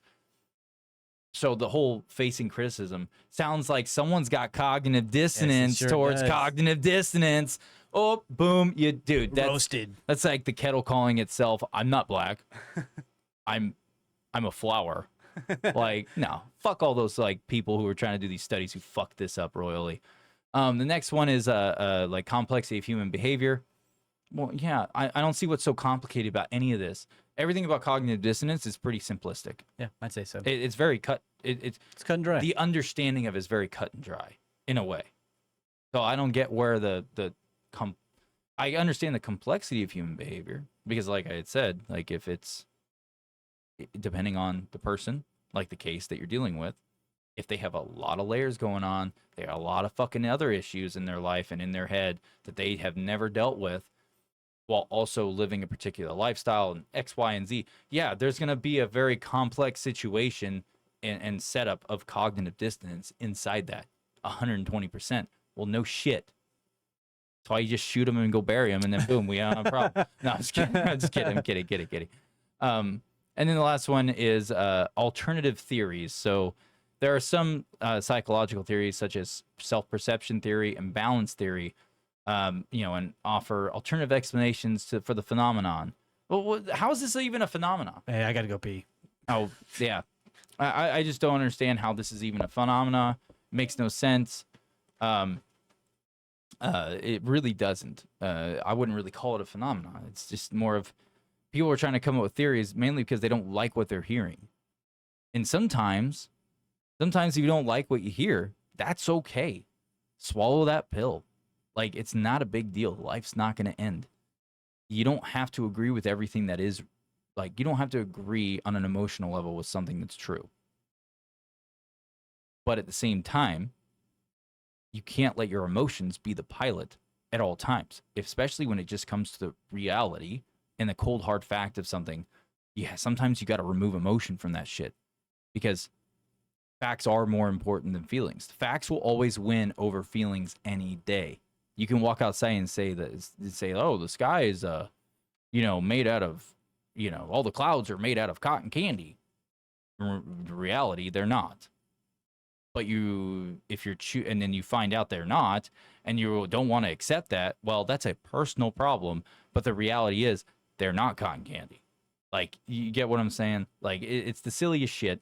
Sometimes you gotta cut off that emotional line and not let your emotions be your compass. Because if you let your emotions be your compass, you will be an unhinged, imbalanced person who literally will be stuck in your own imagination land. And then that will open and create doors to hurt and cause lots of issues for the people around you, maybe a significant other, whatever it is. So it's like you gotta cut that emotional line off sometimes. But that pretty much covers everything with that covers what we're doing for cognitive dissonance. In conclusion about this whole thing, basically cognitive dissonance is a very kind of powerful psychological concept that, impacts behavior and decision making. Trying to understand, what makes, dissonance and its applications across various domains, uh, just understanding how it works, understanding the mechanisms going on Yeah. is, that right there is important because it can provide lots of insights into human behavior. One way of doing this is by exploring real world examples and addressing the criticisms, being objective with yourself. That is a big part, because what I just said when you were out was, I was talking about the alternate theories, and it said, how people have come up with, Like self-perception. different, self-perception theory and balance theory and all this stuff to explain the phenomena. And I went on to talk about how just because you have an emotional reaction to something that you hear as a fact doesn't mean that it's wrong.